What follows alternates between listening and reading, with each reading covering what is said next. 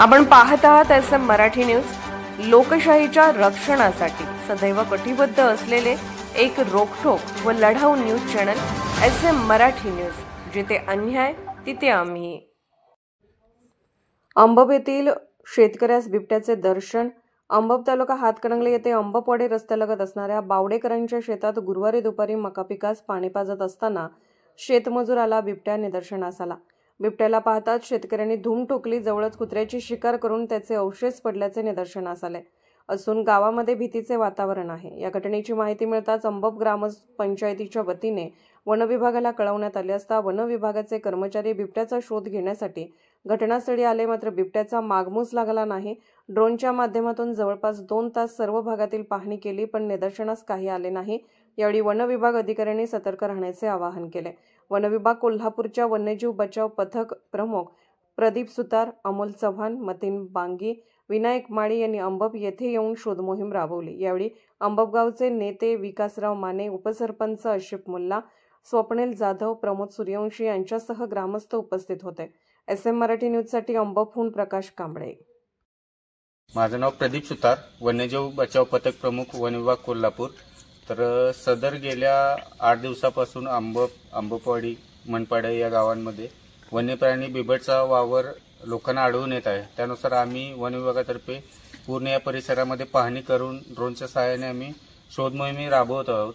तरीच माझं लोकांनाही असं आव्हान असेल की आसपास कुठं शेतामध्ये कामं करत असताना शक्यतो एकटं न जाता दोघा तिघांनी एकत्र जावं, रात्री एकत्र जावं। रात्रीचे शक्यतो काम जे चालू असेल तुमचं ते थांबवावं आणि बिबट्या कुठं आढळून आला तर त्याच्या पाठीमागे लागणे किंवा त्याचा फोटो व्हिडिओ घेणे असला कोणताही प्रकार न करता तुम्ही डायरेक्ट वन विभागच्या आपला हेल्पलाईन नंबर 1926 किंवा गावचे जे सरपंच असतील, पोलीस पाटील असतील यांना फोन करून कळवलं तर त्वरित आम्हाला त्याची सूचना मिळेल आणि त्याच्यावर आम्ही योग्य ती उपाययोजना करायचा प्रयत्न करू।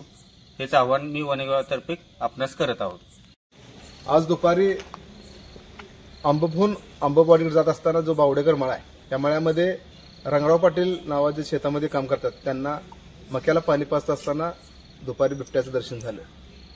तत्पूर्वी गावातील ग्रामपंचायतीच्या वतीनं त्यांना वन विभागाला हा कॉल दिला होता की असं असं गावामध्ये बिबट्या दर्शन झालेलं आहे।